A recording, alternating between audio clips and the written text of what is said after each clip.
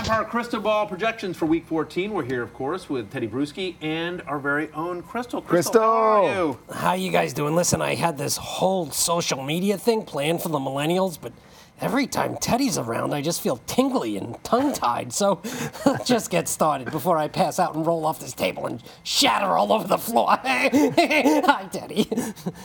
I'm doing well, Crystal. Nice to see you, too.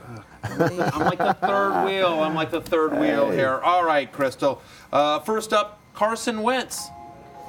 Follow me on Twitter, Teddy. I'll slide into your DMs with some pics. Follow my projections. I'll tell you, Wentz is getting 15.6.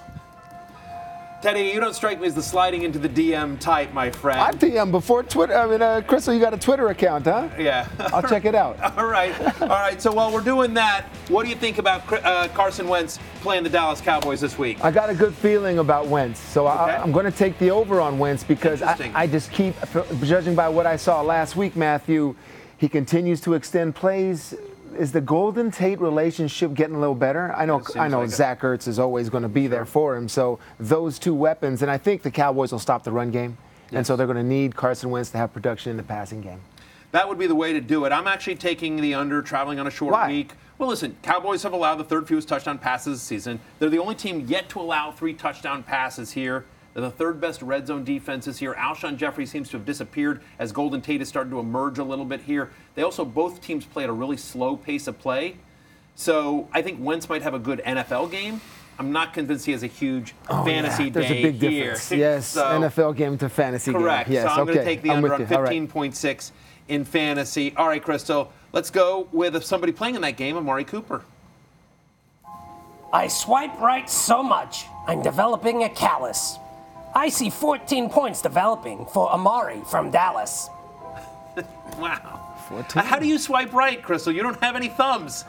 Make your predictions, please. All right. What do you see for Amari Cooper in this one, Teddy? I'll swipe right, too, and I think it's going to be the over on Amari Cooper. I'm seeing Amari Cooper with a big play off of play action, maybe a couple big plays. Zeke rushed for over 150 the first game against this Eagle team, so they're going to be wanting to stop that run. They focus on that. Yeah. Which it'll still have some success, I think, but then Amari Cooper on the big play action plays. Big day for him. Over. What are you thinking? I'm taking the over as well. Since joining Dallas, he's got a 25% target share. He's had at least 8 targets in 4 or 5 games. Remember when they played the Eagles in Week 10? Got 10 targets in that game. He's even become more involved in this offense here. 9 different wide receivers, Teddy, have scored over 18 fantasy points against the Eagles. That secondary so beat up, so struggling. Again, they're traveling on a short week. So, give me Amari Cooper. Yeah, the trade. They made the trade. No one's talking about that first-round pick anymore, is it? Right. Nice trade by Jerry Jones. Everyone always complains about draft picks, and it always no one's talking about what they gave up for Trubisky anymore, right? Right. I mean, it's absolutely. Just, once you perform on the field, no one cares. It doesn't matter. All right, let's go to the Monday night game here, Crystal, and Kirk Cousins. When Teddy puts pics on Insta, you know Crystal is liking. No inspirational quote here, just 17.6 points for Kirk, the Viking. She rhymed liking and Viking. I kind of admire that. I'm a fan of Insta too. Yeah, I'm big on Insta. Yeah, you have a good IG game. I got to give it to you. At Tedy Bruschi, follow him on IG. All right, Teddy. What are you seeing for Kirk Cousins here? 17.6. You taking the over, or the under? I'm going to take the over. Okay. I just anticipate a bounce-back game, especially with Cousins and Thielen, because what the Patriots did to Thielen watching that last week, even though he got the touchdown, they didn't want him to have a big game. Right. So Thielen with a bounce-back game, Cousins with a bounce-back game, that's what I'm predicting here. I'm actually taking the under here. Remember, Seattle's a top 10 red zone defense, Minnesota bottom red zone defense. In terms of Kirk Cousins' fantasy value this year, last year and previous years in Washington, he always got a lot of value with his legs. People forget, this was a kind of a mobile guy. He used to get some rushing touchdowns and some of that bootleg stuff there. 5 or fewer rushing yards in 5 of the past 6 games. Seattle has the 4th highest interception rate this season. We know Kirk sometimes turns the ball over here. Games in Seattle, primetime game. I think that defense gets up on Monday night. That's a team that feels like it's heading in the right direction. And the Vikings feel a little bit I was disappointed by how much Everyone's doubting them. Everyone's doubting the Vikings. I think Kirk Cousins can possibly have another one of those sayings, one of those outbursts after the game because he loves proving people wrong. You like that game? You like that game. We will see how it plays out on Monday night. All right, Crystal. And finally, Spencer Ware, the Chiefs.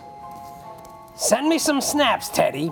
You're not an old man with no hair. Zinging Matthew's my thing. So's this. 13.8 points for Spencer, Ware. Yeah, he got me there. She got me there. Yeah. She's bringing the snaps. Sorry. She's bringing the snaps. My snap game isn't strong, Crystal. Not the snap. Okay. No, neither is I. Like, I use Snapchat to communicate with my kids. Literally, that's how I use it.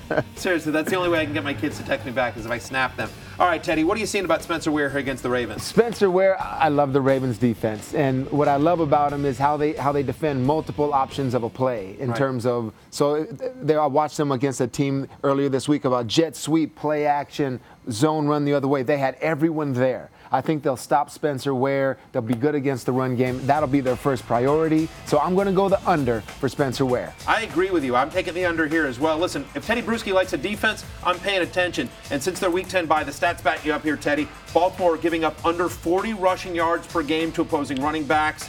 Running backs are averaging just 2.6 yards per carry against the Ravens in that stretch. And you think about just sort of the fantasy point projection here.